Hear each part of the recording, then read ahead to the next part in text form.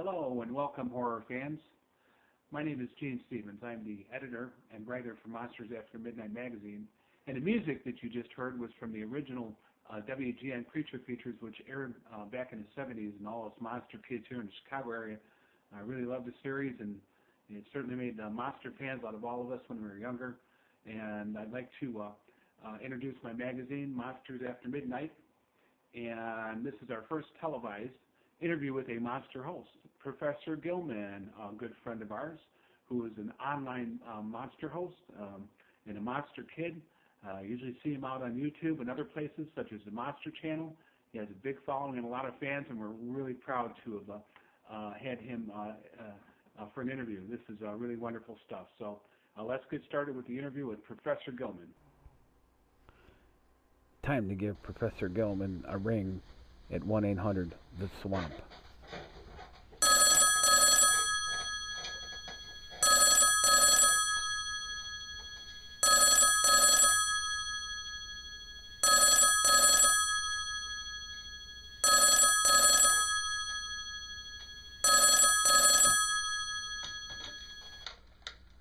Hello, this is Professor Gillman. Hello, Professor Gillman. This is Gene Stevens calling. How are you tonight? Yes, Gene, hello. Yes, I've been expecting your call.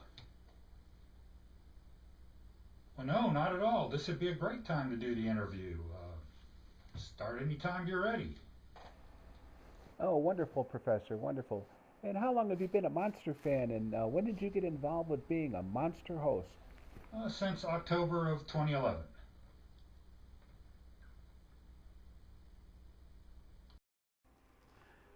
How long have you been producing the Professor Gillman show? Well, as a host since October 2011, and as a chatter on the Monster Channel since about October of 2010, and as a fan since I got to Your Human World in the 1950s, or the 1960s for my human alter ego. So, Professor Gillman, what inspired you become a horror host? Well, I was chatting quite frequently on the Monster Channel as Professor Gillman, and was inspired by all the great hosts on there. The nice thing about that was most of the hosts were in the chat when their shows were on, and they were very encouraging of my riffing of the movies that were on. So one day I just decided that I was good enough to do this too, and started making plans for how to make it happen. Of course, if it had not been for Halloween Jack, who was running the Monster Channel at the time, putting my shows on there, I would just be another guy with videos on YouTube, and probably would not have been inspired to do as many or as varied types of shows as I have done. And Professor Gillman, where are you originally from? Well, I'm from the Amazon, but my human alter ego is from Sarasota, Florida. Thus the reason I have started a live stream channel for Florida horror hosts called The Peninsula of Horror at www.livestream.com/TPOH for the Peninsula of Horror. And where is your current swamp home base at? Well, I'm back in Sarasota, but started the show when I was in Daytona Beach, Florida. In fact, my fourth episode, which was my Jack Webb tribute, I did a nice dragnet web style opening for Daytona. And just to explain the Jack Webb tribute, which I know seems odd for a horror host, I have always admired his speaking ability, which is a talent we all need as a horror host, plus the movie I used, The Indestructible Man, reused scenes from a movie which had Jack Webb in it called He Walks by Night. And this was the movie that got Jack Webb interested in police drama and led him to create Dragnet.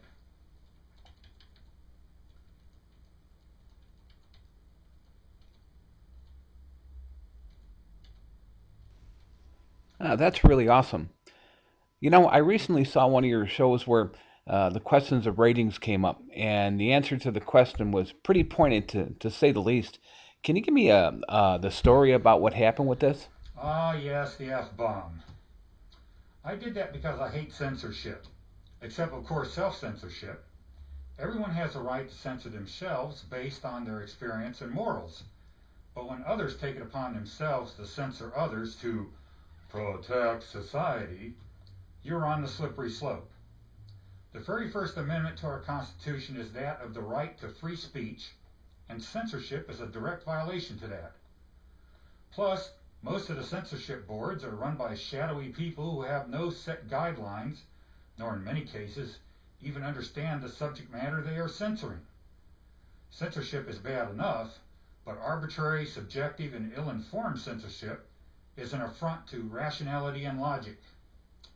I believe people need to decide for themselves whether they like something or not, and if they don't like it, then they don't have to watch, listen, read, or do it anymore. But don't stop others from having the same opportunity to make that decision. Are you a real Gillman? I'm as real as any other monster. One thing to consider is that, while I believe there is other life in the universe, the creatures on this planet are the only ones we know of for sure. So as of right now, the only real monsters on this planet are the humans, because they have created all the other monsters. As much as I hate to admit that my human alter ego made me and not the other way around. But I feel like a real Gillman because all the underwater scenes from all three of the creature movies were filmed in Florida. Almost the whole second movie was filmed here, and several scenes in the third movie were too. So being that my human alter ego is a native of Florida, it just seems right that he be a Gillman too. So I guess The Creature from the Black Lagoon is one of your favorite movies, am I correct? Well, yes, I am one of my favorite movie stars. Yeah, I just got to throw a little humor in there. Seriously, if I may switch to my human alter ego for a minute, think of the fact that in the 1950s, Universal filmed a real guy in a rubber suit underwater and on land, and it looked so real because it was. Riku Browning did a great job of bringing the underwater creature to life, as did Ben Chapman for the land creature. There was no CGI or animatronics, just real guys in real costumes. As a person with experience with large reptilian life, that is, alligators in Florida, I can tell you the creature looked absolutely real. Thus, it was easy for me to transform the creature from a fictitious one to being a real creature that starred in his movies, learned to speak human, went to college, and is now teaching and living in the human world. It's obvious that, much like the creature, you also seem to have a distrust of humans. Can you expand on this? Well, as the creature, why would I not distrust humans? They have invaded my lagoon and disturbed my peace, littered my lagoon, shot me, burned me, drugged me, electrocuted me, destroyed my gills. Thank goodness they grew back. Hauled me off to a strange world, put me on exhibit, and tried to frame me for a murder. What more reasons do you need to distrust them? As for my human alter ego, he has just seen too many examples of the greed, avarice, hypocrisy, brutality, pettiness, illogical, irrational, and downright stupid nature of humans to think very much of them as a whole. Yes, there are many good humans, but far too many of the bad ones are in positions that allow them to get away with very bad things. The world would be a great place if humans would stop being so pesky.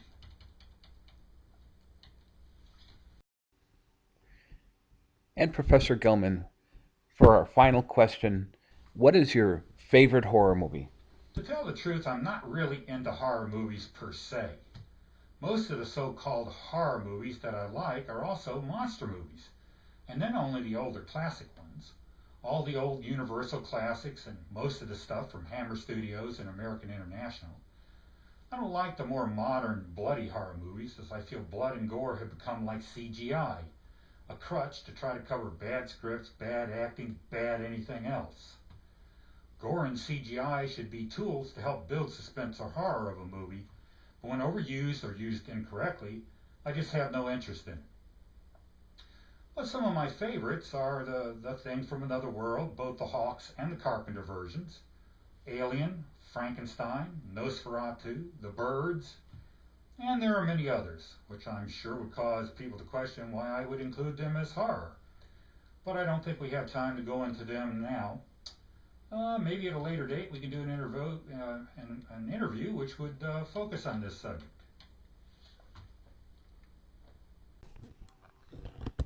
Yeah, well, Professor Gilman, I would like to personally thank you for taking the time out of your busy schedule to talk to Monsters After Midnight magazine, and I really look forward to working with you in the future. And again, I will watch out for those pesky humans. Thanks for that advice. Have a Well, great day. thank you so much for taking the time to interview me, and if you ever want to talk again, feel free to call me at any time. And goodbye, and as always, watch out for those pesky humans.